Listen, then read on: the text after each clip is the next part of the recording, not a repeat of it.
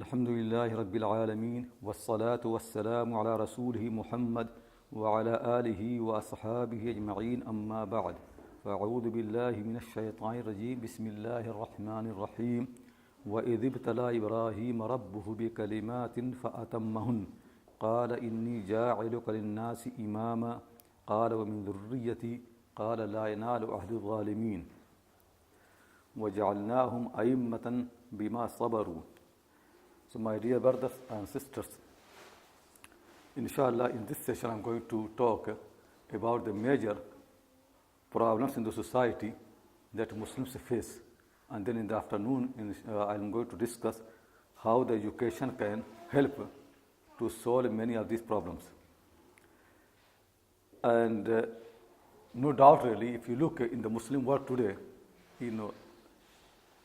everywhere in the world, Middle East, or Indian subcontinent, India, Pakistan, Bangladesh, or even in this country, Muslims have become so weak, and weakness really is so clear for everybody in every aspect of the life.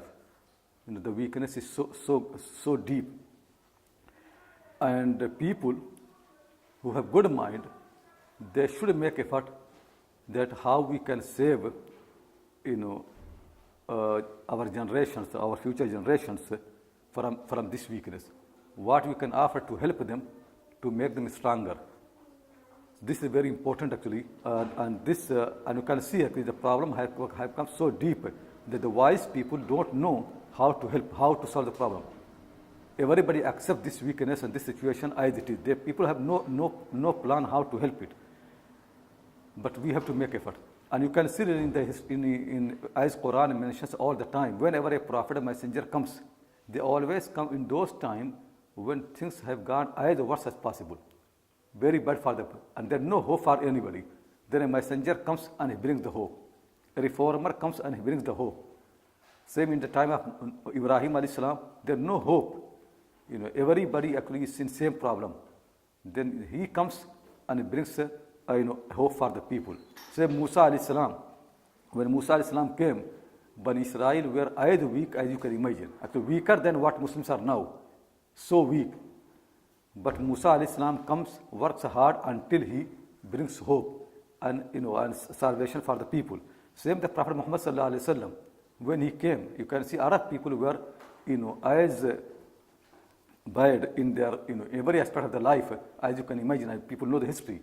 But how the Prophet worked for 23 years, and he changed the history. Changed the history not only for Arab people, for all mankind, until our time.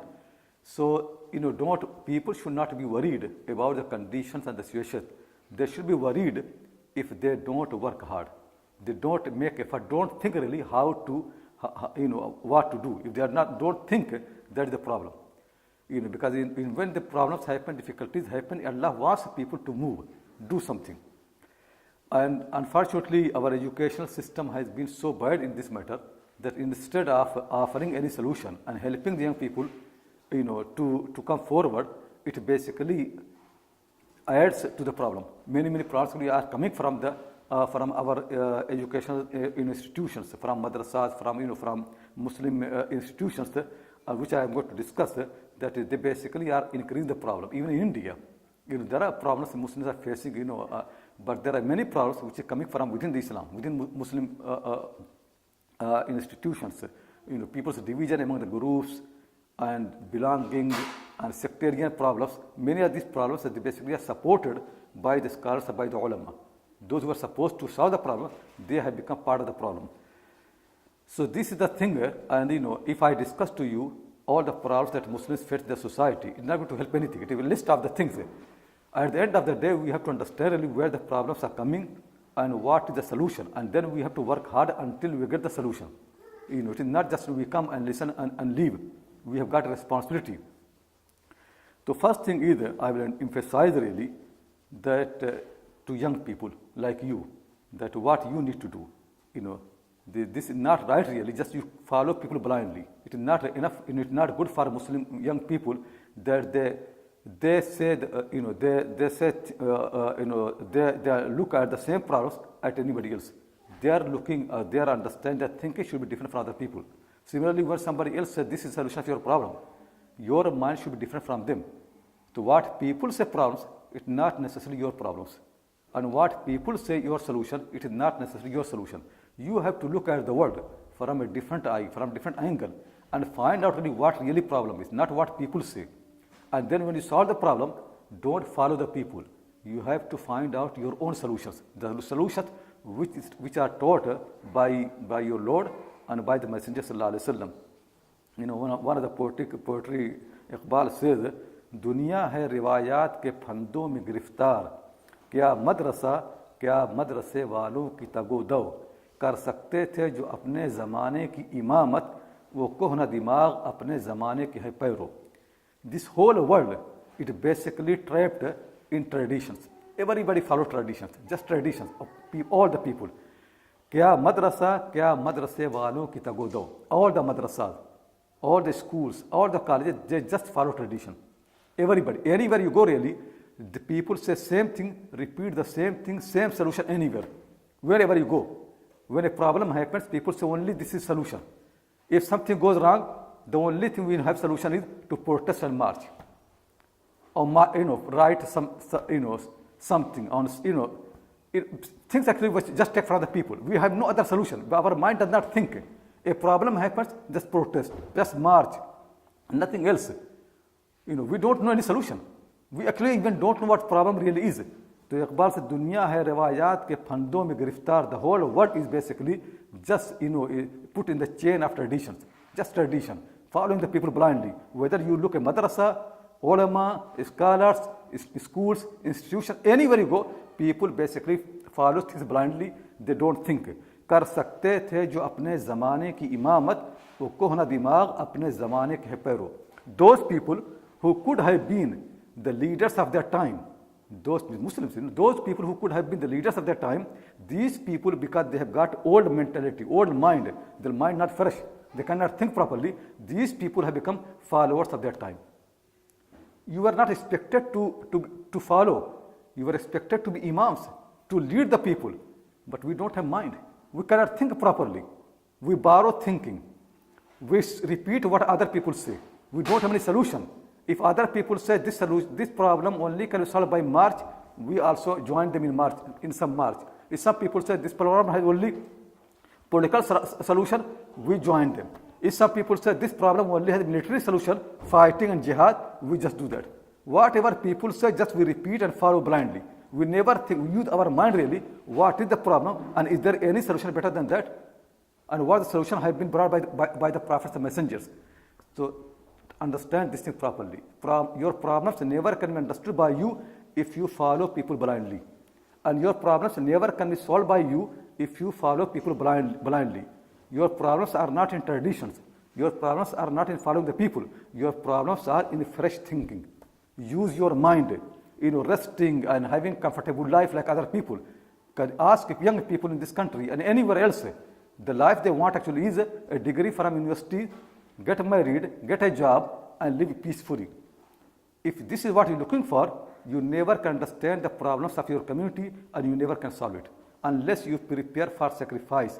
You should not look what other people look. They want to enjoy the life. If you want to enjoy the life, you cannot help your people. You need to be different from the rest of the people. Suffering. Quran said, we have made those people imam, not because they used to enjoy the life, bima sabaru, because they used to be firm, patient, sacrificing. That's how we made the imam. Ibrahim did not become imam because he enjoyed the life of his people. No, he faced the problem, with bravery, with suffering. Then he got the solution. Like Iqbal complains in another poetic verse of young people of his time. तेरे सोफे है अफरंगी, तेरे कालीन है ईरानी, लहू मुश्को रुलाती है जवानों की तन आसानी. Your sofas are from France, from Europe. That is sofas in your house. You want sofas coming from France, from Europe. तेरे कालीन है ईरानी. You want carpets from Iran, from Persia. Persian carpets and Western and European sofas. लहू मुश्को रुलाती है जवानों की तन आसानी. Your comfortable life, your easiness in the life brings blood from my eyes, not tears, blood from my eyes. I cry with blood in my eyes when I see the ease that you want. You want easy life, you want comfortable life, you want to live in the peace. This makes me to cry with the blood. इमारत किया शिकोहे खुसरवी भी हो तो क्या हासिल न ज़ोरे हैदरी तुझ में न इस्तिग़ना Salmani. Even if you get the kingship, even if you get actually the kingdom of Suleiman, even if you become the biggest emperors, nothing will happen because you don't have that power in your arms and you don't have that mind which is fresh. No mind, no heart, no power. Even if you get all those things by vote and by election, you get something, nothing will happen. You can't lead anything. It's not that some Muslims become members of the parliament, something will change, nothing will change. If in this country you become a 10, 20, 30, 100 people become MPs, nothing will change for your destiny. It will still be the same thing. If you make some Muslim councils, nothing will happen. You've got already more than 50 Muslim countries. Nothing is changing. Weakness coming one after the other. So that is saying that, even if you get the power, but what are you going to do with the power? How are you going to use the power? Even if you get the power, even if you become king, so what will happen? Nothing will happen. Because you don't have that, that planning. You don't have that mind. You don't have that heart. You don't have anything. You just want to follow the people. Nothing is yours. People need to think really. That's what a real thing is. Before I tell you the problems, you need to understand your mind needs to be changed. Your ambition should be different. Your aim in life should not be the same as other people. Like another verse he said, in Persian poetry, شنیدم شب در کتب خانه ما با پروانه می گفت کرم کتابی با اوراق سینا نشیمن گرفتم بس دیدم نسخه فاریابی نفهمیدم حکمت زندگی را هما تیر روزم زبه آفتابی چه خوش گفت پروانه نیم سوزه کی نکته را در کتاب نیابی تپش می کند زنده تر زندگی را تپش می دهد بالو پر زندگی را. شنیدم شب در کتب خانه ما. One day I was lying in my library, full of the books, philosophy, history, all the books are there in my library. One day, I was sleeping there. What I heard there, a conversation, a talk between the worm of the book, the bookworm, that they eat the book, they keep eating the books, and the moth that, in the night, that burns itself with. What I heard there, that the bookworm that, eating the book, he was talking to the moth, fly, talking to her. What he said is the bookworm said to the moth, "Ba'awraq sina nashiman griftam." In this library, I kept moving from the books of the philosophy and all those things. I ate all the books of Aristotle and Ibn Sina and Farabi, all those big people. I ate their books, their writings. I read so many copies of the books of Faryabi, the great, these Ibn Sina and Faryabi, they are the biggest Muslim philosophers. I read all their books, I ate them. Nafahmidam hikmate zindagira. The bookworm said, I ate all these books of Faryabi and Ibn Sina. I ate them, I moved from one page to the other page. Still, I didn't understand the wisdom of the life. After reading all the books of Faryabi, after eating them, and all the books of Ibn Sina or Aristotle, all these things, still I don't know what life means. I did not understand the meaning of the life. Hama tira rozam zabe aftabi. Still, after reading all those things, after eating all these books, still my life is as dark as possible. I have no light in my life. There's no light after eating all these books, writing, still I am without light. The darkness in me.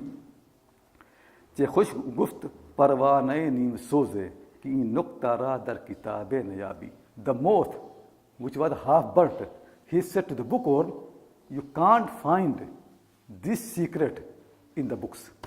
Books don't solve your problem. You are in wrong place.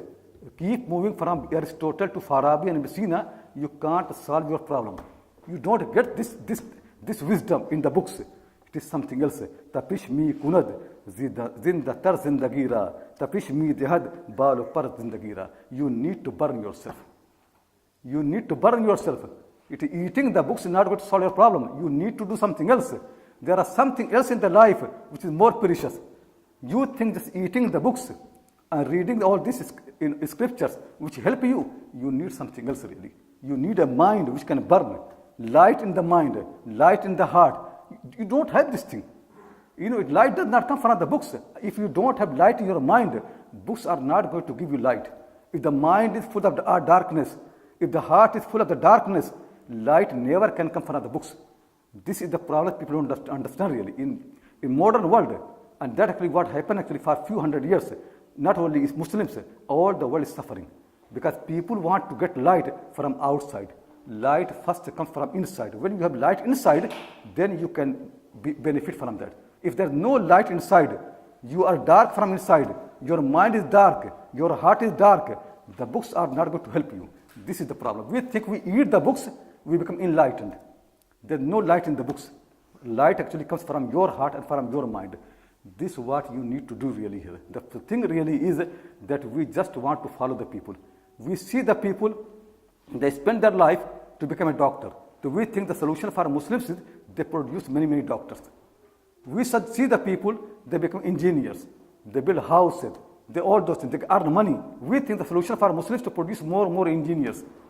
We should see the people, they are very successful in their life because they're politicians. We think our solution, our problem is that we produce more politicians. This is not the solution. Actually, the people don't have solution, but we don't have also solution. That's why people are following the same way of life, and we also want to imitate them to follow them. Solution is somewhere else. What people say problem, that is not the problem for humanity. Problem is something else. What people say solution, that is not the solution. Solution somewhere else. My brothers and sisters, we need to think. We need to understand. The thinking about the life, that it is just enjoyment. It is not the way of messengers and prophets. It is completely different things. What we need to do really is, first thing we have to try to understand what really education means. What it means to become educated. That education really means to provide you some skills you can make more money. That education means that you get some skills to get more power. Is education around the power and the money? That's what education is. That's what most people understand. That's actually what problem happens, and we just want to follow them. People who think education means to get skills which can bring money and power to you, we follow those people. We never made effort to understand that they are wrong. It is mistake. It is basically making the humanity going worse and worse. We never thought about that. We want our children to follow the same line. We also want our children to get the education which can bring more money, which can bring more power, so they have some dignity. But from inside, they are dark. Darkness is there. People study, they can make doctors, engineers, whatever degree. But from inside, they are as dark as any ignorant person. This darkness cannot be removed, cannot be treated by the education that we are looking for. Try to understand this thing. Education in modern world just means skills which can bring more money. This is not actually what education meant. In the past, it did not mean really in Islam. Islam never has this philosophy of education. People in the past, even in this country, this was not the education. Education was something different. Education basically meant one thing, to make you wise, to give you wisdom, how you live the life successfully, not the skills, to make money, rather than a wisdom, to have this wisdom which can help you to live like a wise person. Now people study in Oxford, in Cambridge, anywhere, they don't have the wisdom of the life. They actually have same problems. You have seen really that many people who study in Oxford, they got the degree, men and women, they are some of my students, they got them married. In their marriage, they have same problems as any ignorant person. In their life, there are as many problems as anybody else. They can't solve their problems. Tell me, how can you expect them to solve anybody else's problem? They get the degree, but when you talk to them really, you find no wisdom in their mind. In their own field, they are successful. They can do the jobs. They can get the money. But in real life, they have, they pay, failure.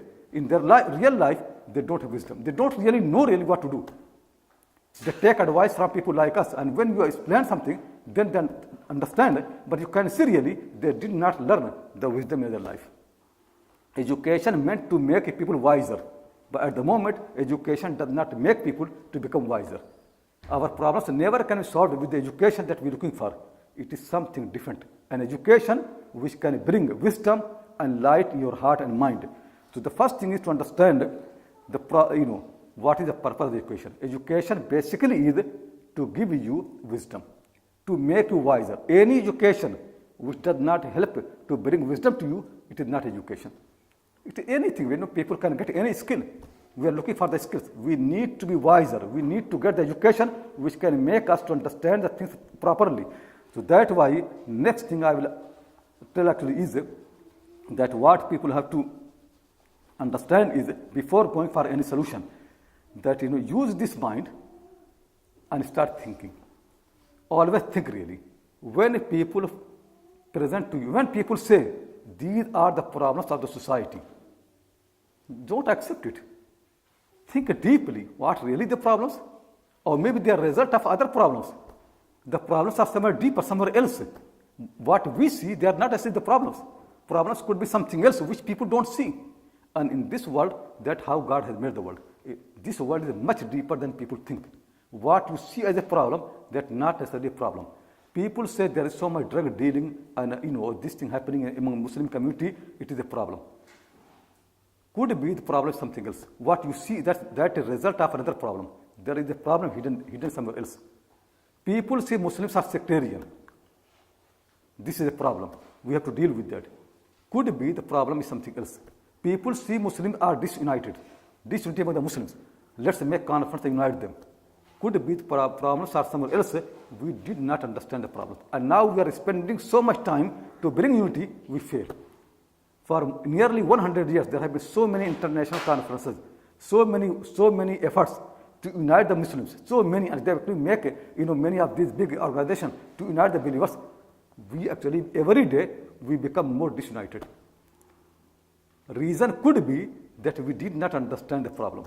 We think the problem is disunity, the problem actually is something else. Disunity is the result of another problem. We never went the symptom. And we treat the symptom, we don't know the illness. That's actually what happens with the people. Many things that people say problem, they are not necessarily the problems. When you see many Muslims don't respect their neighbors, when you see really that people hate each other, when people see that people want to fight each other, people do many of these cheatings. So they want to treat these problems, social problems, these problems. And we are convinced, we also want to do the same thing. We think really the problem of a major problem in this country is, this media and all the Islamophobia.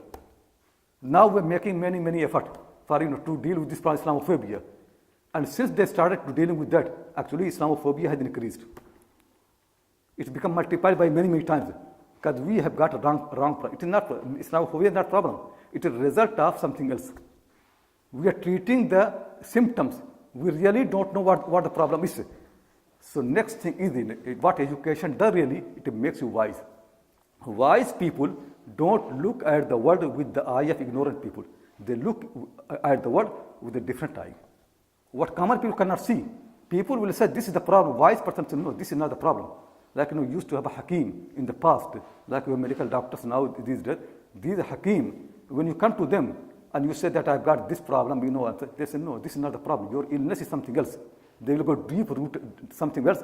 They treat something else which you don't think is a problem. When that is treated, then all your problems are solved. They used to go to the root of the problems. They used to go to the cause of the problem. They did not treat the symptoms. Now you go to medical doctors, they treat the symptoms. That was the thing, the problem. But those people, you call Hakim. Hakim means wise people. Those medical doctors in India, the people used to call them Hakim. Hakim means a wise person. Wise person will not look at the world as people think. He goes deeper. That's what education does really. Education makes you wiser. Problems will not be what people say. Problems are what people don't see. And they don't say it is something else that you need to go deeper. Problems are not what people see really. Problems are something else. So next thing is the right one. Education makes you wiser and makes you to think and understand. And connected to that really is an educated person and a person who has got wisdom. What he does really, for every single thing, what he does, he looks two things. Whenever people say something is a problem, he will always say, what is your argument that this is a problem? Can you prove that this is a problem? Can you demonstrate this is a problem? If people say something solution, wise person will ask this question deeply. Can you prove really this is a solution? What is your argument? What is your evidence? This is solution of the problem. What is your source? For every solution, he will go deeply to the source. Do you have authority? Anybody can say, now people in the media, they set a solution and you follow that. Do you know really, these people from the media, they are not specialists. They really don't know the solution. But you listen to them all the time, 24 hours TV, on internet, social media, anybody can come and say something and you follow them. Wise person always will question. Wise person will say, when somebody says, for example, somebody, two, couple, they don't live properly, husband and wife have problem. And people say, this is a solution. Wise person, no, this is not a solution. Solution should be proven. Can you prove that? What is the proof? What is the evidence for that? He will go deeper. For every solution when people bring to you, you need to have two questions. If you have these two questions and they are answered properly, then you are able to know the solution. If these two questions are not raised by you and they are not answered, you really don't know the solution. For every single problem, the first question should be, the person who is offering the solution, does he have authority to solve the problem? What his authority is? What are his sources? What is the argument is? When some people say, Muslims have this problem and solution is this, tell me really, is it really important to know that Islamic solution only can be from the Quran and Sunnah? That what Islamic solution means. What is his authority? Does he know the Quran and Sunnah? Does he understand the Quran and Sunnah? Can he really, say with certainty this is solution? First question must be always, when people offer to you a solution, first question must be from your in your mind, can you prove that? What are your sources? What is your authority? What are the sources? Prove that. Second thing should be, second question, okay, once the person prove, he brings the evidence from the Quran and Sunnah, brings for his own experience, and brings the arguments of the people who are experts, and he proves this is the solution. That's not enough. Next question should be, if I accept your solution, what will be the consequences? Sometimes could be a solution is coming from right source, right argument, but not necessarily going to lead to right consequences. Sometimes understanding the consequences help you to understand the problem much more deeply, and you understand the treatment much more deeply. You need to know both of the things. First thing, you need to learn the source of the solution, and second thing, where it is going to lead. What is the outcome? What the consequences of this solution? That how the Prophet differ from each other. It could be in Hudaybiyah, when the Prophet ﷺ made a treaty with the people. Umar Khattab comes and he said to Abu Bakr Siddiq and the Prophet ﷺ, in the past we used to be weak, so we bowed down, we were humble. Now we have got the power, we have got the source, we can fight. Why do you accept this humility in our religion? Now we should fight. Why doing this? His arguments are strong, but the Prophet ﷺ knows the consequences of his solution are not right. It is not the right mind. His arguments are strong. He's right, really, no doubt really. The people's position changes when they are weak or when they're strong. If you're weak, your position will be different. If you're strong, position of the weak people always will be different from the position of the strong people. In the life, all the time generally, when you face someone who is stronger than you, your way will be different. When you face someone who is weaker than you, your position will differ. And Umar Khattab knows this thing.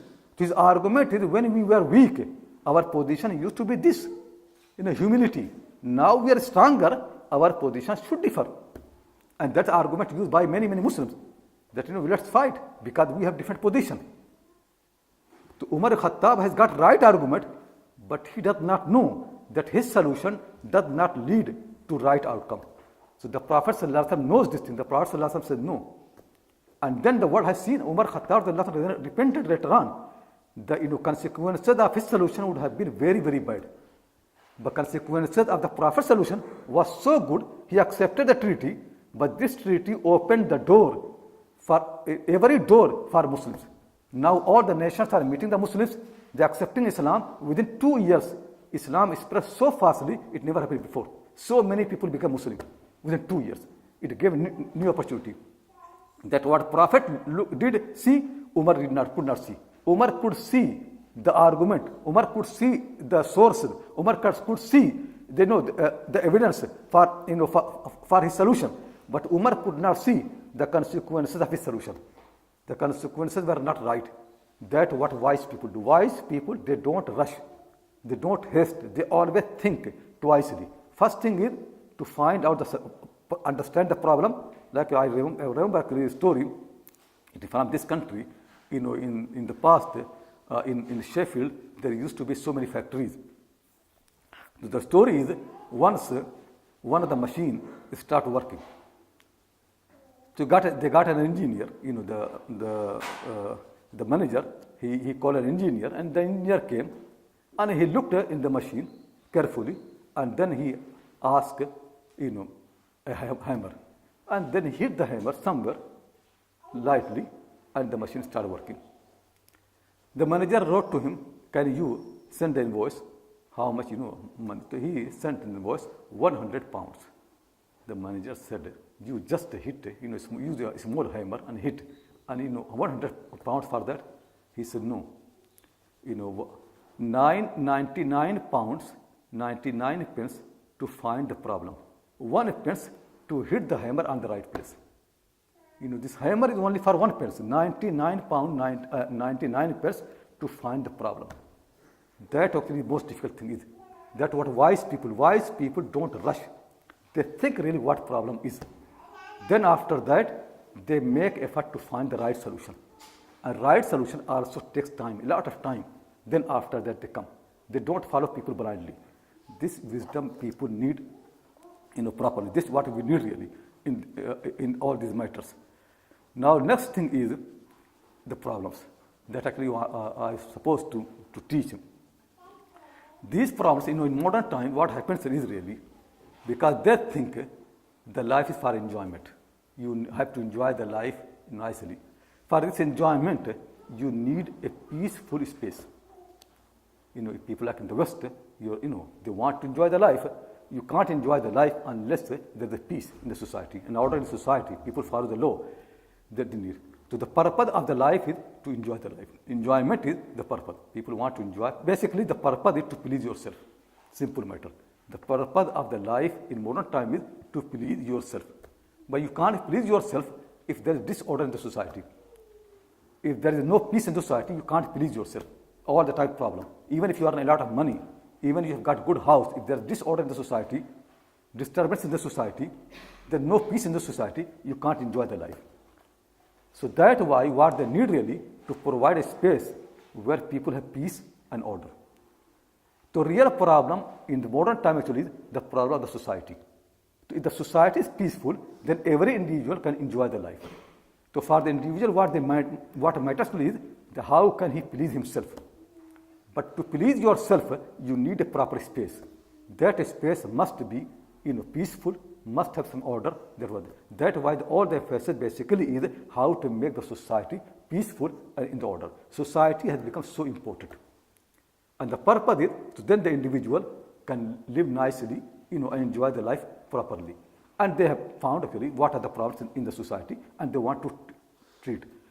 The purpose basically is not to go to the root of the problem. The purpose basically is the problem, only the problem, if can create disorder in the society.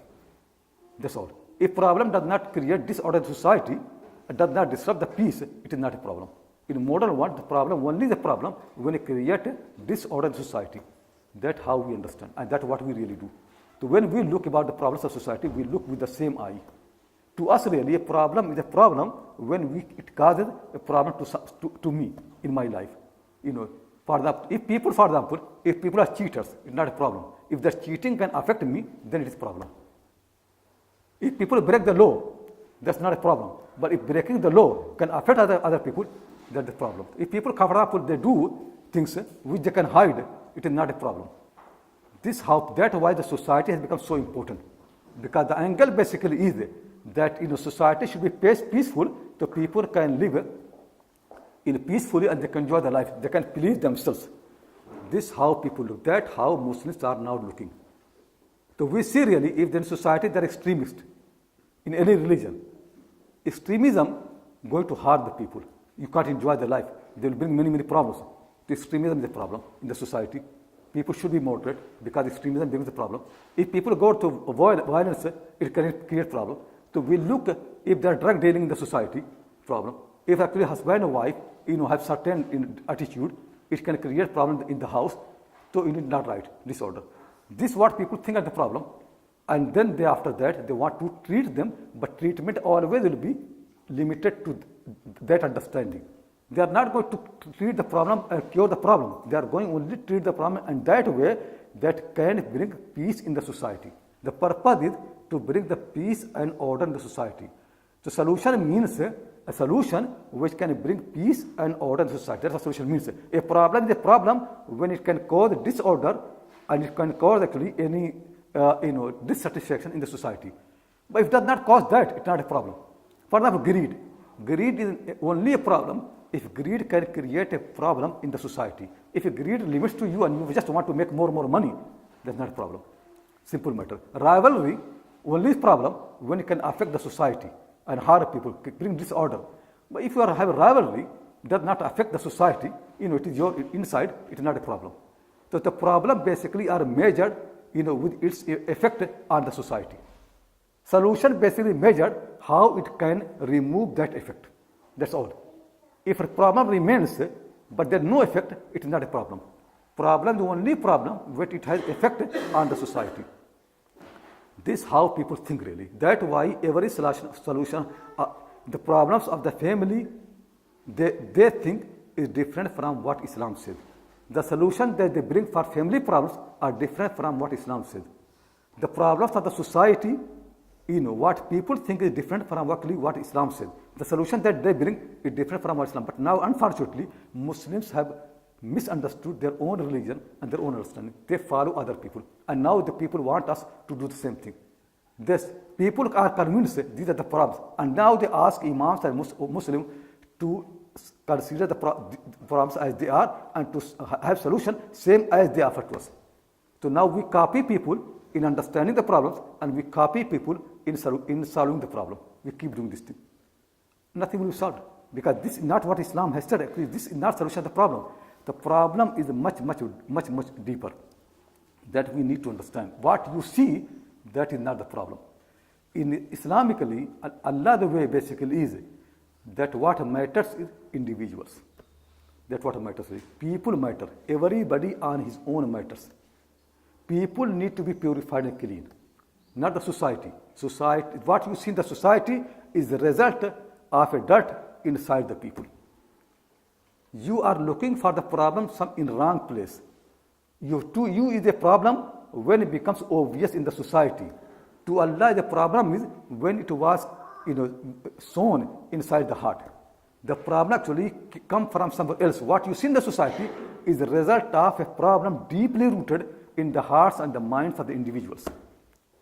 The problems actually are with the individuals, not in the society. What you see in the society, it is just outcome, just its effect. Something else, somewhere else. The real problems really is in the mind and in the hearts of the people. That's how the Quran deals and how the messengers have been dealing. Not what you see, not the effects that you see. The problems are in somewhere else. That's why the solution is not that you treat the effects. The solution is that you go to the roots and solve the problem there.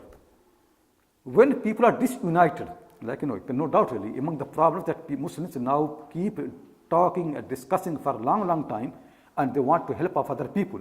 Basically, the problems which people see in the society. Why disunity is a problem for Muslims? Because they think when we are disunited, then we cannot fight anything, because we have to fight ourselves. So let's be united for that purpose. So whenever you have purpose, basically you want to have unity because you want to have a bigger goal and to fight the problem. This unity, even if it is forced, it will be temporary. As soon as the danger is gone, your unity will finish. Then it will never survive. Because you have to unite yourself against an enemy. As long as the enemy is there, as long as the threat is there, could it be that you are united? As soon as the threat goes, again you start fighting. Though actually, the truth really is still we are not united. But this is actually how we think. This is not what Allah wants from you. Allah's way is not to ask people to unite. No, Allah's way is to treat the cause of disunity. Goes deeper there.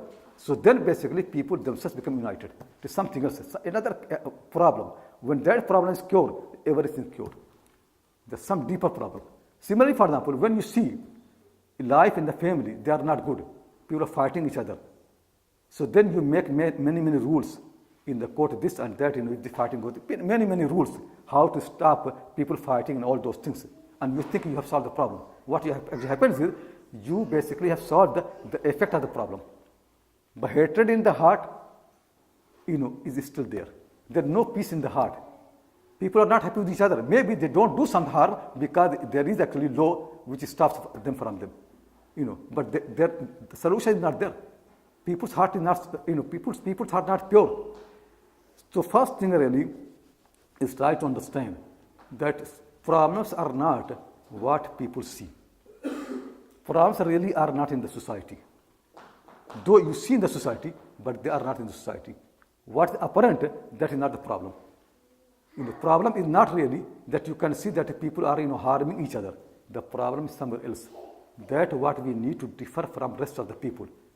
And don't be quick don't go for any quick solution.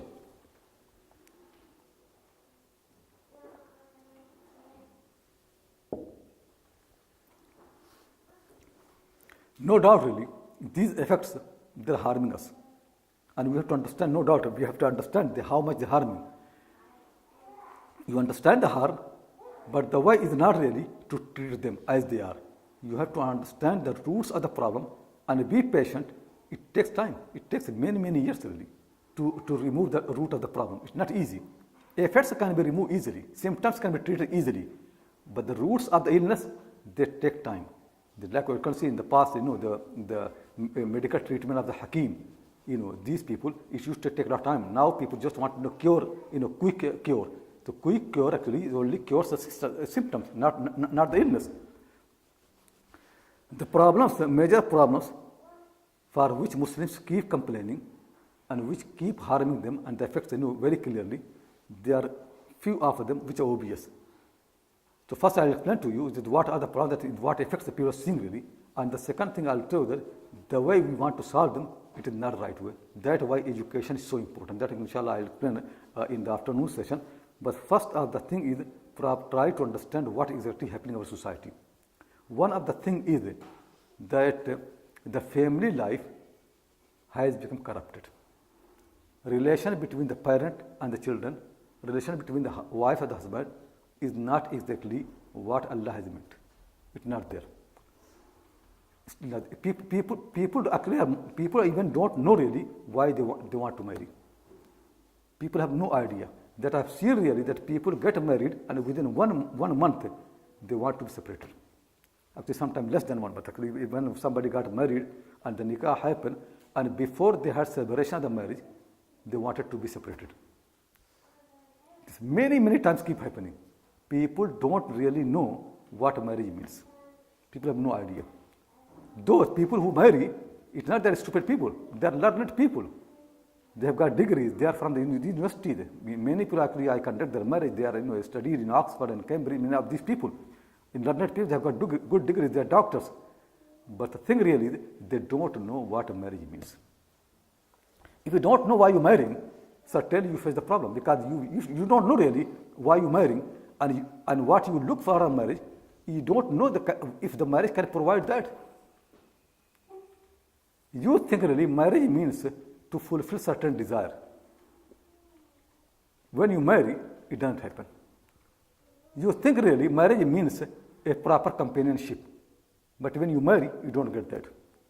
People are looking for a companion in the marriage. They marry, they don't get companionship. People are looking in the marriage to fulfillment of certain desire. It doesn't happen. Why? Because the desires are meant in a certain way. Desires basically are when you are hungry, then you are desperate for any food. As soon as you eat, you don't want even to see that food. That's what happens. So because you have desire of the relation, you get married, you just want to marry at it. As soon as the desire has been fulfilled, you don't have any interest. Then you want something new, something different. That's how people are. That's how people are. If you marry to fulfill the desire, your marriage never can last. It never can happen. If you marry for certain beauty, you should know really that beauty one day will go away. If you marry someone because someone is 20-year-old, you should know really soon that person will become 21-year-old. Now you love the person because he was 20-year-old. Now she is 21-year-old. No interest. The people have to become older. They can't remember. You married for wrong reason. You think you married for companionship, and companionship to you has a certain meaning. You don't find there. Because you think companionship means really that both people they always are together in the problems and in the solution. Anything happen. It is never going to happen because you people have got two different minds. What you think as a problem, it could be that your wife does not think it is a problem. What you think as a solution, your wife could be thinking not a solution. It could be possible that expecting your wife, certain behavior. But you did not make your wife. God has made. That time she is busy with something else. You come to your house thinking really that my wife is going to receive me, welcome me and food and this. But she has got a phone call from her family, her father not feeling well. Now her mind somewhere else. You don't get in the house what you expected. It is something different. This perfect companionship which you have in mind is not there. People are not meant for that, to provide perfect companionship. People actually have got many, they are divided. Like in our time, people say human people are individual. This is one of the big lie in this world. Nobody is individual. People are individual. And that is the problem really. People are individual. Everybody has got father, they've got a mother, they've got sisters, they're divided. You expecting somebody fully for you, it never can happen. Your wife has got a father, she has got a mother. All those things take time from her. Her mind goes to those people. Your husband, same thing. He has got a father, he has got a mother, he has got other friends, he has got other interests. All of them they take time from him. He is not going to behave with you as expecting. It never can happen. You never can find the companionship that you look in the marriage. That is the problem for the people really. That people are looking at proper, perfect companionship in the marriage, they fail. That is not going to happen. No, from the beginning, because you don't understand the humanity. People are not individual. People are divisible. They are already divided. They have got so many things, so many demands from themselves. Their mind does not have focus on you. Their mind is divided. They need to pay attention to their father, to their mother and brother relation. They are very, very strong. You can't remove them. You can't finish that. That will remain stronger. The reason your husband leave everybody else for you because of the desire. As soon as the desire is fulfilled, then all the memories of the family will come back to him. Then he will remember his father, his mother, his brothers, his sister, other friends. And then he will not give you the same time which he gave you in the beginning. It will finish. Soon it is going to finish. Any marriage which is coming for this perfect companionship, it never can last. If you marry someone because you want to get a good companion, this marriage will never last. If you marry someone because that person is so attractive, that marriage will not last because attraction will go away. And it could find possible that you get somebody more attractive. Then you have no interest in that person. If you are marrying someone for this attraction, that marriage will not last. Try to understand. That is the problem of many people of marriage. So one of the bigger problems of the society is that family life. Actually, not only for Muslims and non-Muslims both. Since both are the same problem, many Muslims, they think really the solution is same what non-Muslims take. And you can see really, all those solutions, did they help them? Tell me, leave the Muslims. Non-Muslims, their family life has improved or it's got worse and worse. Look around. The divorce actually become much more, than before. You can see. The problem, violence in the houses has become much more. Their solution did not work. If you follow the same solution, how going to work for you? Just think. People have got, very often counseling. That's what people think. Muslims also start the same thing. They think non-Muslims, they solve the problem by counseling. If let's do the same thing. But don't you think really, they do counseling, but nothing happens? The problems keep increasing. Because what happens, they did not know the problem, so they did not know the solution. You also don't make effort to understand the problem, So you also don't know the solution. You just keep copying it. And Islam is not copying. I mentioned actually, it's not to copy the people, it's not borrow from the people. This is what I said people don't understand. The people get married, but they don't know what a marriage means. They don't know this thing really. Similarly, another problem, beside the family, problem of the family, another problem in the society, bigger problem really is disunity in the Muslim society. You can see really, anywhere you go, the Muslims have got so many groups, sectarian. Muslims have become so much sectarian, like any other people, it is there. Not only among the Shia and Sunni, at the big sects, even within the smaller sects, more people. Even the Sunnis have got many, many more groups. People are divided on the, on the theology. People are divided on the schools of law and this and that. The people are Hanafi, Maliki, Shafi, Hanbali, and they fight each other, and they are divided. Then people are actually Ashari, Maturidi, Salafi, and this and that, and there are so many fighting. Then among the Deobandis, among the Hanafis, there are people Deobandis and Barelvis, they are fighting that. Then among the Deobandis, there are this Deobandi and that Deobandi, they keep fighting. Disunity never ends. And common people, they don't know what to do. And people convince them that only one group among them will go to paradise, the rest of them go to hellfire. So tell me what will happen. If you believe this, that only one group to go to paradise and everybody else will go to hellfire, what will happen? Then you will hate everybody. Because you think you are the only one who go to paradise and everybody go to hellfire, you have to hate everybody. Hatred will grow. That's what people teach, that Muslims, Jews have been divided into 72 sects, and this Ummah will be divided into 73 sects. All of them are in hellfire except me, except my sect. So tell me, when you believe something like that, what will happen? If you believe that you are going to paradise and everybody else is going to hellfire, what will happen? You certainly will hate everybody. And you only think your people are the only believers, nobody else is believer. So you say Ummah, but what you mean by Ummah is your sect. That's what you mean. Deeply, you only mean your sect as Ummah. Sometimes politically you can say Muslims are all, we are Muslims. But deep in your heart, they are not Muslims. In deep in your heart, Muslims are only your immediate group. Other people are not Muslims. You don't treat them same way. You don't have the unity. You don't love them. You don't respect them. You don't think about them, their interests. Actually, you hate them. That hatred is so grown, you can see it. People are hating. People just think really that nobody go to a paradise other than me and my immediate sects, that we are going to paradise, nothing else. This keeps growing. In India, basically, before there's any problem between Muslims and non-Muslims, the problem is actually much, much deeper among Muslims. Hatred. You can see. In this country, same thing. Even it's more materially, disunity is so obvious.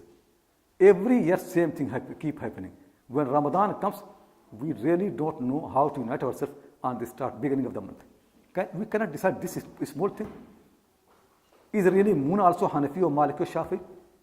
Is the moon has become Ashari, Maturidi? Is the moon has become Salafi or non-Salafi? Just think really. Even this thing, we don't know how to solve the problem. We don't understand really how to make just one date. We cannot find one person who can actually take a responsibility to declare the beginning of the month and then everybody follows. Why is it every year? People learn from the experience.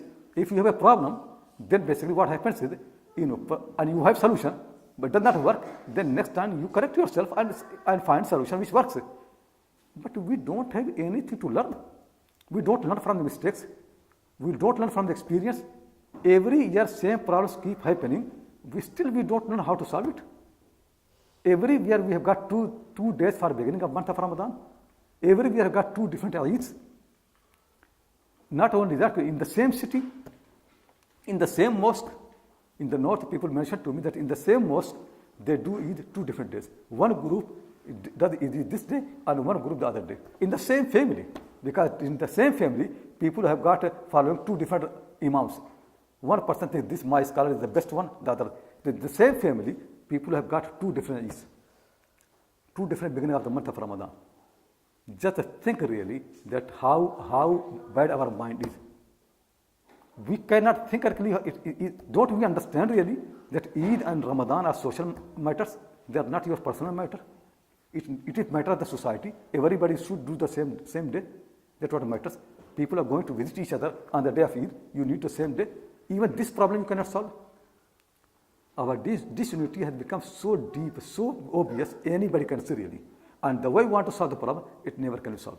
never can solve anything, because you can see really all the time keep happening. I've attended so many gatherings of the ulama, for to decide the month of Ramadan and moon, and all of them failed. It never works.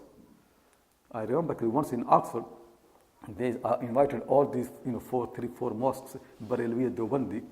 So I was sitting there, and Barelvi people were there. Deobandi people were there. So I said to them, why just, why don't make effort, just make one day? Why is all the problems going on? Everybody got argument anyway. People always have argument. But in the matter of the community, it should be done, unity is more important. They say, but the Barelvi people, they're never going to listen to us. So I said, there are other way of unity. Why don't you listen to them? If they don't listen to you, you listen to them. Unity will happen. There's no how can we listen to them? They are wrong. So I said, this is the thing. They can't listen to you. You can't listen to them. It's never going to solve. Why just you think really? Why cannot I sacrifice my opinion for the sake of unity? Why we don't learn this thing? When you have two opinions for any cause which is actually shared by all the community, you need to sacrifice your opinion. Your wife said that I want to marry my daughter on Monday. You say, no, Monday is not a very good day. Sunday is better day. More people will come. And you both are going. You have to find one day. You can't marry 2 days. You can't say half people, my wife will marry my daughter on Monday because she likes Monday, I like Sunday, and the two marriages. Not going to do. You have to find one thing. One of you have to sacrifice his interest. That's what you have to do. It's a simple matter. But this simple matter, we don't know. We have not learned. Reason is because the problem somewhere else, I am going to mention, the problem basically somewhere else. So there is no solution really. If you make any gathering of the moon sighting, nothing will happen. The problem will keep increasing. And all the ulama have been involved, it's still the same problem. Even the same community, even actually people say, problems between Deobandi and Barelvi. Within Deobandi community, there is problem. Like in the north, all are Deobandi people. But in the same mosque, there is problem. But this is one aspect, just moon sighting, which you can see so clearly. In every single aspect, we have got the same problem. Even for the time, for example, when we start suhoor in these days, there is a problem. Some people, what they do, they pray Tarawih, and they did suhoor, and they fajr, and they slept at 1 o'clock. There are other groups that say, no, we have to do suhoor at 3 o'clock or something like that, sleep, and then wake up and do. Now in the same mosque, they've got 2 fajr prayer. One fajr prayer at 1 o'clock, and one fajr prayer at 3 o'clock. Both groups are in the same mosque. Even we don't know when to start the fasting. That we don't know. We can't solve this problem. We can't sacrifice our opinion for the sake of the unity. We can't do this thing. Same thing happening for the time of the prayers. Same thing happening. Some people are saying that in the long days of summer, it is very difficult for the people to come for Isha prayer. Let's do Maghrib and Isha together. And if you follow those people who do this thing, they're not going to sleep. For convenience, they do Maghrib and Isha together. When you go to their houses, they keep watching TV, busy or something. They're not going to sleep after Maghrib. After that, they're going to wake up until 11, 12 o'clock. They can't do Isha easily. People don't understand really about obedience and convenience. They are two different things. Obedience never can be convenience. Ibadah is obedience. It never can be convenience. You have to sacrifice your convenience for the sake of the obedience. It could be, it is more convenient to you to pray Maghrib and Isha together, then you go to your home and watch TV and enjoy the life. It is more convenient, but not necessarily obedience. But we don't understand the difference between convenience and obedience. Slavery to Allah. A slave's life can never be convenient. A slave's life will be different. A slave has to obey his master. We are slaves. We are not masters. But this is small thing. Even the prayer, which is the most important thing in Muslim life, even that one we don't understand. Leave anything else in life really. In Islam, after you say La ilaha illallah, there is nothing more important than the prayer. Even the prayer is not understood by us properly. Even in that one, we are not united. This unity continues even in the prayer. The prayer, the fasting, same thing. Even about zakat, actually, there are so many problems in society. Even about the Hajj, so many problems. This keep happening. Just think really that how this unity has got in even about the fundamentals of the religion. We can't actually find a solution for that. Can you imagine that in the time of the Prophet ﷺ? Can you imagine the time of the Prophet ﷺ that people do 2 prayers in the same mosque? Will he allow that? Can happen? Never. You can see the Prophet ﷺ time really. Even he did not allow 2 prayers where you think it should be, like in the war. when Muslims are fighting in the war against unbelievers, fighting. If all you pray together, what will happen? Then enemies can attack you. You can't pray all together. And prayers are 5 times. During the war, every day, you have to still pray 5 times. How are you going to pray? With Jama'ah. One solution will be like people like us will go, make 2 Jama'ah. One is led by the Prophet ﷺ and one is led by Abu Bakr Siddiq. So one group pray and other group fight. This group which has prayed, they go fighting, and the other group, they do the prayer. But no. They did not want even this unity. They wanted unity, proper unity. What Quran has suggested, Quran said the Prophet has to lead the prayer. One Imam, there are no 2 Imams. Only one Imam will lead the prayer. Prophet will lead the prayer, and what will happen? Half of the army will pray behind the Prophet 1 rak'ah. Then this half army, they will leave the Prophet, and the other half army come and they will do the 2nd rak'ah. The Prophet will finish prayer, say salam, then this other half of the army will go, take the position. The first one will come and they do their 2nd rak'ah and they say salam. The second will come and they do. There's some difference of opinion as well. See, so many movements. Prayers don't have movements. The other solution, if people do 2 Jama'ah, has no movement. People can do all the prayers nicely. No, unity is more important than this, problem of the prayer. It is more important. Behind one Imam. Even if people have to move, it's still behind one Imam. And now we want to have solution in the same mosque, 2 Imams. Just think really. Why Islam wanted men to lead the prayer? Because that's what makes united. If men and women are both praying, this unity will come. Because if a woman leads the prayer, what will happen is the men cannot pray behind the women. Not the women cannot lead the prayer. Because that unity, when men and women both are there, men lead the prayer. But now what we have got, very often people announce that men pray in this room and women pray in this room. This solution never existed, that men and women pray separately. It never existed in Islam. One Imam. The Prophet never said that men pray here and women pray there. Men are led by this Imam and women led by this Imam. It's never happened. Same Imam. At same time, not in one of them in this room and one in the other room. In the same place, both are praying behind the same Imam. Unity of the believers. Even in the prayer, we don't know how to unite ourselves. Leave anything else in the life really. We don't know how to unite ourselves. This unity has got so much deeply. Because we have so much to discuss. The third problem really, which everybody now can see, but for wrong reason. The third problem really is we don't really know what should be our relation with our neighbors, non-Muslim neighbors. How should we treat with them? How should we don't know really. Some groups are saying the only relation between Muslim and non-Muslims fighting. Because Quran said, "Uqtulul mushrikeena," kill the mushriks. Quran said, wherever you find the unbelievers, kill them. So only relation between us and non-Muslims is killing them. Wherever you get them, kill them. Because no other solution. Some people have this solution. Hatred, in all the solutions there. Just think really. Is it the solution that you get in the Quran and Sunnah? That this is how you read really? Don't you need to read the book properly? Like many people say, women in Islam, they are half of the men. Why? Because in inheritance, women get half of the men. Like if you have got a son and daughter, somebody dies and you got son and daughter, so the property will be divided in 3 shares. 2 go for the son and 1 for the daughter. The women are half of the men. They say in the witness, if there are men, 2 men. If the men and women both, 1 man, 2 women. It means women are half of the men. That's how people say. This is how we read the Quran. These 2 examples, and then you make the women half of the men. You see, there are hundreds and thousands of things in Islam where men and women do the same thing. They are not half. Exactly same thing.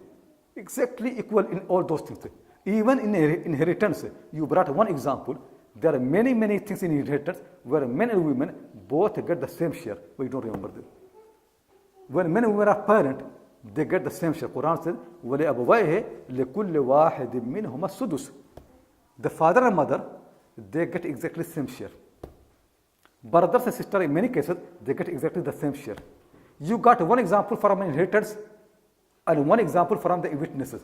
And then we generalize that in Islam, women are half of the men. Though in witnesses there are many, many examples where women are actually preferred over the men, or where women are actually equal to the men. You forget all of them, you bring 2 examples and then make a general rule, then in Islam women are half of the men. That's how we read the Quran when it comes in relation of the non-Muslims. We don't understand really. A Quran is a book, comprehensive book, proper guide, full guidance. Quran guides you in the matter of the peace, and Quran also guides you when you are in the war. The verses which belong to the war, now you want to apply in a time when people are in the peace. It's a certain condition. Some verses could be for some reasons. When Quran says, kill the mushrikeen wherever you find them, do you ever make effort to understand what it means? Is it really that you kill unbelievers where you find them? If this is the command, then Muslims never followed that. The Prophet did not kill unbelievers wherever he found them. Unbelievers used to come and stay in his mosque. They used to sleep in the mosque. He did not kill them. They used to live next to him. He did not kill. Companions of the Prophet, they used to live with the unbelievers. They did not kill them. What it means? Just try to understand. But we think really the only relation Muslims have got with the Muslims is kill them. This is what we have learned. And some people will come and quote the Quranic verses and we follow that. We really don't make effort to understand what is our relation with the rest of humanity. We don't make effort. We don't read this book, which is guidance for the people. What it teaches the people from the beginning to the end. If this is the solution, why Quran makes so much explanation for the people? People abuse God. People do all the Quran keeps explaining. If people say something, Quran wants explanation. Quran wants to convince them. Quran wants to make them to understand. A book actually is what to make people to think. And now you think this book has no purpose other than to command people to kill each other. Just try to understand. This book has come to address your mind. Quran makes people to think. Quran asks unbelievers, look around you. Look the world around you. Don't you think? Don't you understand? A book which encourages people to think and understand. This book has no purpose, no function in our life except to kill each other. Misuse of book. We don't really deserve to have this book. We have become barriers between the people and between Allah's religion. Many non-Muslims, the world would have been much better if we had not been there.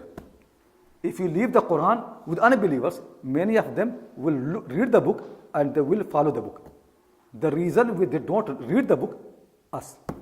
We have become barriers between the people and between their guidance. Many people are not guided because they don't like us.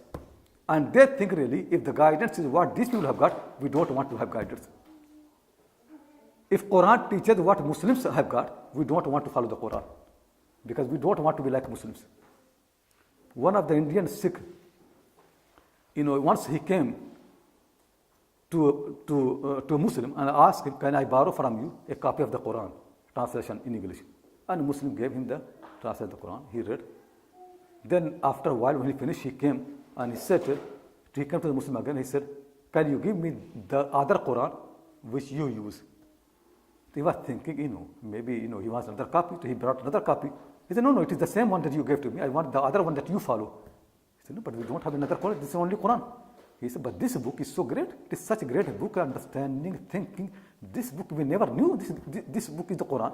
Because the Quran that you quote, fighting and arguing and hating, that does not. This book teaches something else. Take a completely different book. The thing really, that we deserve to have the Quran? This book really can change the mind of the people. This book, Umar Khattab leaves his house to kill the Prophet with the sword. He comes out, he walks in Makkah with the sword. Nu'aym al-Laham meets him and asks him, oh Umar, where are you going? He said, this problem in our society becomes big. Muhammad actually keeps dividing the people out there. Now I'm going to kill him. Let's finish the problem. Then he said to him, don't you know what happened to your house? Your own sister and her husband have become Muslim. Umar became angry, comes to them and all those things. And he hits his sister and, and her husband and, blood and all those things. Then Umar said to sister, show me what you have been reading. And then she gave him just one page, few verses from Surah Taha. Umar read just few verses. He never knew the Quran. He only knew that Muhammad divides the people. He never knew what he teaches. He read few verses. So he said to his sister, where is Muhammad? Then Then they tell, and then he comes to the Prophet ﷺ and becomes Muslim. The person who left his house to kill the Prophet Muhammad ﷺ, when he read few verses from the Quran, he became his follower. This book guides the people. This book changes the life. Now this book has no function in our life except hating everybody, except thinking that people, Quran commands people to kill each other. That's what we think. So the relation between Muslims and non-Muslims, we really don't understand. These are really major problems happening in our society. Let me summarize really this thing, then afternoon I'm going to bring solution. So the first major problem that Muslims face in the society is the problem of the family. Completely. And family is the most important unit for Islam to work in the society properly. The most important thing is in Islamic is the family. And that one is harmed so much you cannot imagine. So this is, we have to understand really the problems of the family. Why it is so big and why we don't understand the problem and why we don't solve the problem. What the problem is. The first thing is the problem of the family. Second thing is the problem of the relation of the believers and Muslims with each other. We don't only hatred, sectarianism, fighting the people, disunity, all those things happening. Muslims are fighting. They fight and they go take the course. Not only people who are not learned people. In India, the biggest authority for Muslims is Deoband. Deoband is the biggest institution for Muslims. In Deoband, for 30 years, two groups are fighting that who can take leadership position to lead this institution. And both of them are in Indian court. Indian court actually not Muslim. And the same ulama who are now in Indian court with the dispute, they teach Muslim women, you can't take your problem to Indian court because they are unbelievers, you have to go to Muslim court. So they have established in India Muslim courts for who? For women. For themselves they go to Indian courts, but women have to go to Muslim court. And if women's problems are not solved in Muslim court, then they say you are not a believer. Why you go to Indian courts? Ulama can go to Indian courts. Ulama can go to non-Muslim court. But women are not allowed to go to non-Muslim court because it will be kufr. Just think really. So who can solve the problem? If ulama don't know really how to live peacefully together, how to have unity, who can learn? Like Isa Islam used to say that if there is no salt in the salt itself, no salt, the taste of the salt in salt, where the taste will come? If the ulama are not guided, that's why he said, if ulama are not guided, if rabbis are not guided, if the scholars are not guided, who will be guided? Who is going to guide the people? So the second problem actually is which harming Islam all the time is this disunity among the believers. That is the main problem in Iraq, in Syria, in the Middle East, in India, in Pakistan. In Pakistan, more Muslims are killed in sectarian violence than being killed by unbelievers. Tell you. You can see all the time. In sectarian violence, Muslims are more killed in Pakistan than in anything else. All Muslims, but that's what happening. That's the truth is. In the Middle East, Muslims are killed by Muslims more than they killed by anybody else. In Afghanistan, Muslims are killed at the hand of Muslims rather than by anybody else. All the time. Not only we hate each other, we do every single thing to harm the other people. After we become happy. If somebody from other sects is harmed, we feel happiness. We celebrate. If some problem happens to Shia, Sunni become happy. If some problem happens to Sunni, Shia becomes pleased, happy with that. We have no thinking how to solve the problem. We don't want unity. We are happy with this disunity. The second problem in the society, major problem. The third problem is we really don't know what is our relation with the Muslims. We don't know this thing. We never think about that. The only thing we know is just same thing, hating and killing and violence, nothing else. We don't know really how to behave with the Muslims, how to be living peacefully with the people. We never know this. We don't think it is from Quran and from Sunnah to learn this thing. We never know this thing. The only verses that we know is those verses where killing comes. These are the three major problems which we see all the time. And no doubt there are people who want to solve them, but they don't look deeper. That these problems, they are a result of some other problems which we don't see. If you don't see them, you can't solve this problem. We need to understand the root of the problem. And then we need to treat the problem from the roots, not from the symptoms. So once you know the root of the problem, it will be easy to understand and solve it. So I stop it here, and inshallah in the afternoon we will make effort to bring some solution. So if you have any questions, please ask. Yeah, if you have questions, just put your hand up and then I'll come with the mic.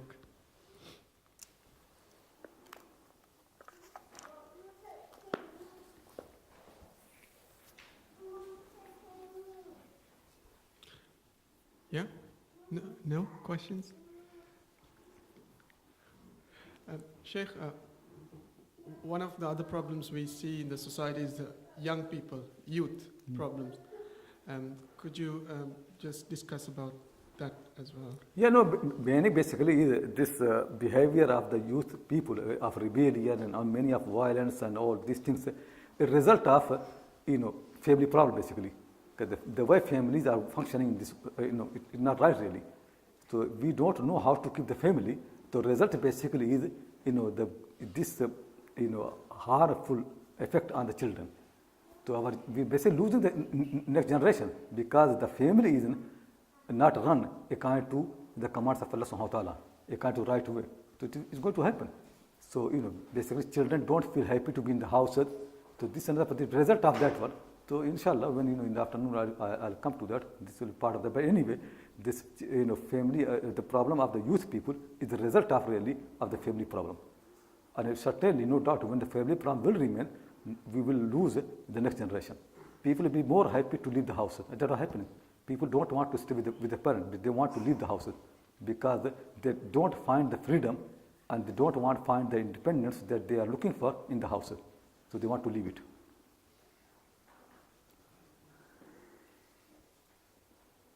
Any other questions?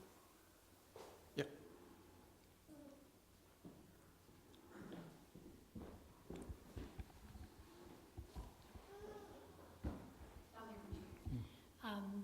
Again, same thing relating to what you're saying, the family problems.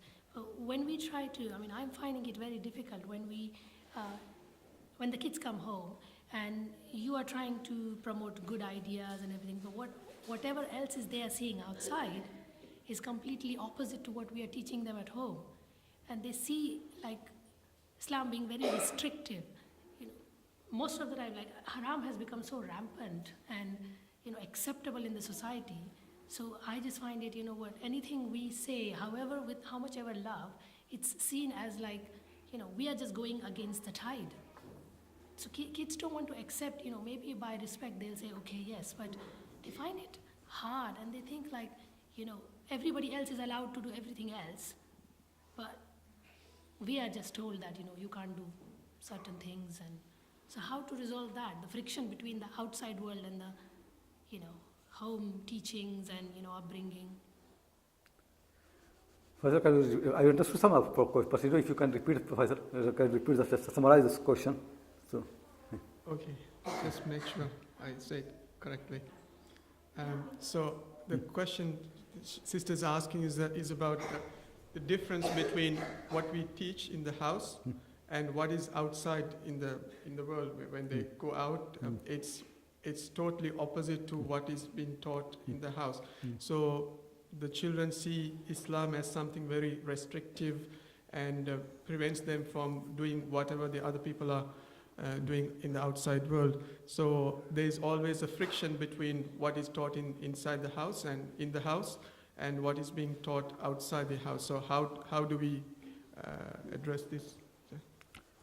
Yeah, no, this is one of the things that I wanted to discuss in the afternoon anyway, but since you asked the question, the problem really is that falsehood never can face the truth. Truth always has to win. But if truth is not presented properly, it will remain weak. The way we teach Islam in the houses and the way we teach Islam in the mosques and in the madrasas, this Islam is very, very weak. Teaching is very weak. It never can stand. Otherwise, if you teach the truth properly, with proper argument understanding, people never can go against what they think. If Islam goes deep in the mind, in the heart, nobody can take it away. The problem really is we never teach Islam. It becomes strong in the mind and heart. We always teach people the culture, Islamic culture. We teach people with eating with the right hand. We teach people to say Inshallah, Alhamdulillah, Subhanallah, Qul huwallahu ahad. But we never teach really what they mean. what deep things there is. When they say inshallah, alhamdulillah, something like that, what deep there is. So what happens is they take a culture and they go outside their other culture, so they don't find a difference. So what we have taught really is, did not make much sense to them from the beginning anyway. So they're not convinced, it's not deep in the mind. Islam should be deeper in the mind. That's why it starts with the iman. See really, somebody like Ibrahim, young man, he's not even prophet that time, but something deep in his mind, thinking, proper thinking. All the society against that thinking, but his thinking is so powerful. He's not convinced with the people. The people cannot influence him. That's what we need really. We need to make the mind so strong that it cannot be influenced by other thinking. It actually should influence other people. That should happen. But the moment our education system is so weak really, that we don't give any strength for the people what we teach. People, for example, very easily we teach people all these things that God the creator and this and that, and students children go to the schools, even high school, and they learn in the theory of evolution. Then the thing Islam actually does not make sense. Evolution actually has more sense than what Muslims teach, because what we taught really, there was no argument, there was no evidence. Mind did not accept that. You just taught something repeated. So the way our education really is, it never can make sense. What people teach in the schools here and the universities, they make proper argument. They provide reasoning. Maybe it is false, but they do properly. The mind is satisfied that there is basically a procedure. They move from one argument to other. We never have an argument. We ask people to repeat something, just to say something, but without understanding, without thinking. If the thinking is not there, nothing can go deep. Allah's religion is based on the thinking and understanding. When things go deep in the mind, then it can be firm. That's why really education means, from very beginning, education means to make people wiser. And wisdom means to think and to understand. If mind does not take Islam, cultural Islam cannot stand.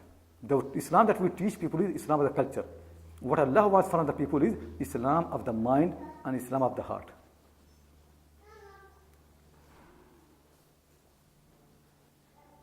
Any other questions?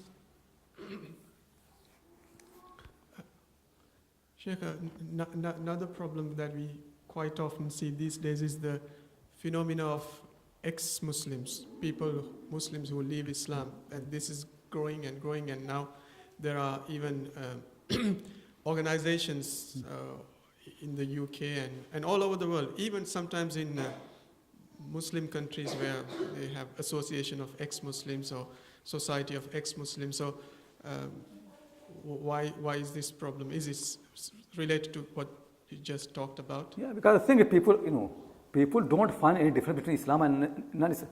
Think really, what difference between a Muslim house and a non-Muslim house? A child is grown in your house. How different a child who is grown in other house?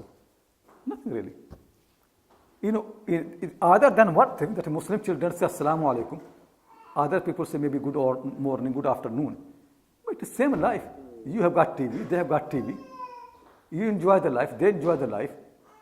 You go outside just to think, you earn money, they earn money, you spend money, they spend money. In the same way, you want to have good food, they want to have good food. Tell me really, in real life, what difference between a Muslim house and a non-Muslim house? What difference is there? They just found Islam basically just a chain. There's no sense for them to be Muslim. If Islam does not do what it claims, there's no sense to be Muslim. So people are living Islam because they consider the life of their parent is as like anybody. Actually, they are worse. If other people cheat, Muslims also cheat. If other people lie, Muslims also lie. So life of Muslim is not different from non-Muslim. So what the attraction there is? Why people will become Muslim? If Islam does not make sense to them, why are they going to be Muslim? Just tell me really. There have been time when people persecuted people for Islam, they still so firm. You beat them, you hit them, you even kill them. They can't leave the Islam. Because Islam has some meaning for them. At the moment, we don't have any meaning for Islam. So this Islam easily can go. Because this Islam only is there because of belonging. They are born in a Muslim family, so they are the Muslim. This relation is very, very weak. With any influence, it can go easily. Even actually, people who are not ex-Muslims, but still many of them are ex-Muslim. People who live with their parent and they don't show that they are left Islam, still many of them are not believers. People don't believe in Islam really. People who think they go for Eid prayer, do you think they're Muslims? No, they go for Eid prayer because it is their culture, but they don't believe in Islam. Islam does not have meaning for them. It could be possible people actually fast month of Ramadan, but they are not believers. But Islam to them is no more than a culture. That's all. And Allah never made Islam a culture. Islam is a religion. It is a relation between you and your Lord. That never have been understood by the people. The people, actually the thing really is that most of us, we are not Muslims. You know, just by saying Shahada, people don't become Muslim. Islam is much deeper than that really. Before your lips, your tongue say La ilaha illallah, Islam should be deep in your mind and heart.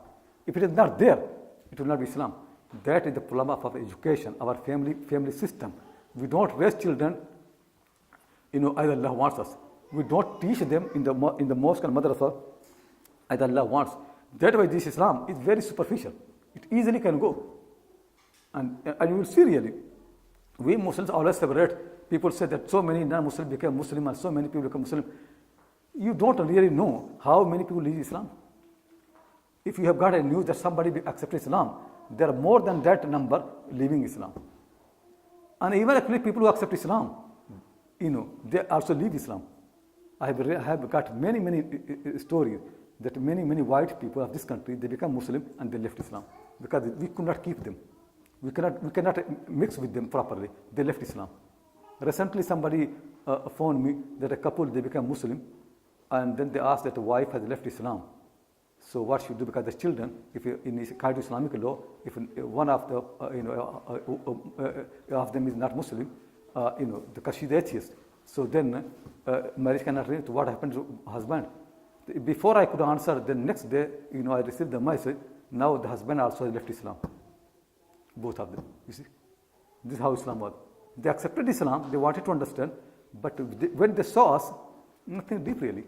This Islam which started with something initial. It needs to grow.